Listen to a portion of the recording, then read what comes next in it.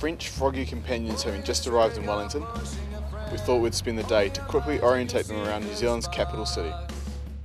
Choosing our own unique way to descend on the city, it was always going to be tough to avoid those hills. Never again will there be a party to socialize. If this girl cries, will he still go there? That is to kill the purple star, and we hope he will. That is to buy a purple star to kill. But you can always make the most of the harbour.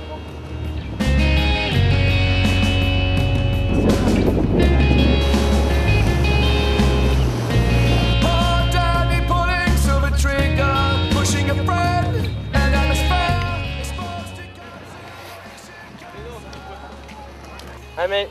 How be bro? Ça roule mec? Yeah. Ready? Ça va? Oh, oui. No, you can't do that in Oh yeah, we don't sorry. do this here. I what's that? That's for the win. For the what? Oh, aerodynamic. Yeah, nice. Nice.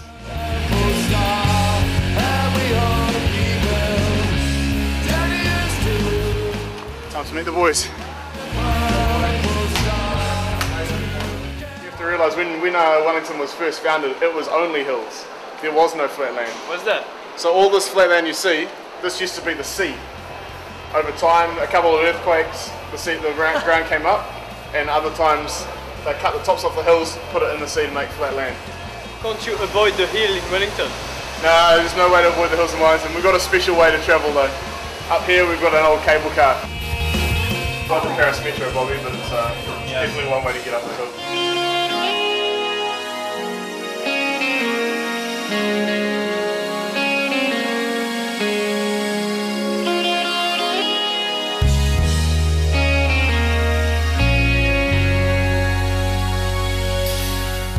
There are two distinct things that set Wellington apart. Our hills, our great views, and it's windy. Get over the hills, take the cable car, you can cheat a little bit. Can you cheat with the wind? Oh, actually, on each of the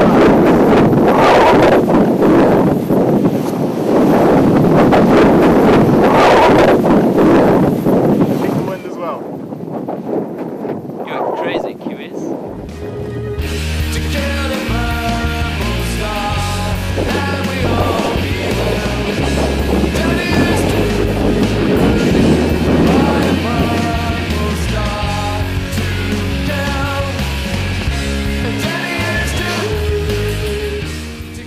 Wellington is the centre of arts and theatre in New Zealand, and Cuba Street right here, it's kind of the centre of Wellington's cafe culture, street culture, all its quirky little stores and cafes off the side. And there's one thing that you come to Cuba Street for, good coffee. Should I try? I think you should try. Tell you. That's not bad actually. Really? I didn't think you could do such good coffee like that. There's Ma'anonu. All black, so across the street. Yeah, there it is. Pretty good. Coffee and stars. Coffee and stars. Boasting the Southern Hemisphere's largest wooden building, Wellington's government building also includes the Beehive. So Bobby, in contrast to the lively and arty side of Wellington, there is the boring side. Government, parliament, politicians, they say Wellington's so windy because of all the crap coming out of politicians' mouths. Where are you off to? What are you guys doing? Yeah. Jeez, they see government like once and they're protesting already. Too much. 35.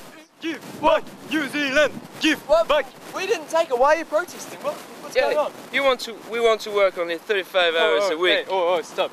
It's time for aperitif. Oh, Is it? Sorry.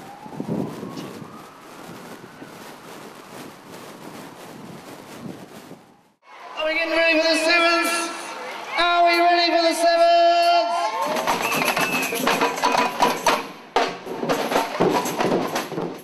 February, the World Rugby Sevens tournament turns Wellington's quiet streets into a massive street parade. The town goes crazy. We're here, doctors. We're going to sing a song, an anthem that we made up for the Welsh team. Boom, boom, boom, let me hear you say Wales. But what makes it so crazy are the costumes. Let me hear you say Wales, Wales, A, B, C, D, E, F, G, No real themes, just dressed to make others laugh. U, V, W, X, and Y, and Z. I said boom, boom, boom, let me hear you say Wales, Wales. This year we went as the lost 80s rock stars. It's a magic day, as always is in Wellington. It's funny, all it takes for Wellington to dress up, a little bit of rugby, and you got party times. We go see some rugby? You know what rugby is, eh?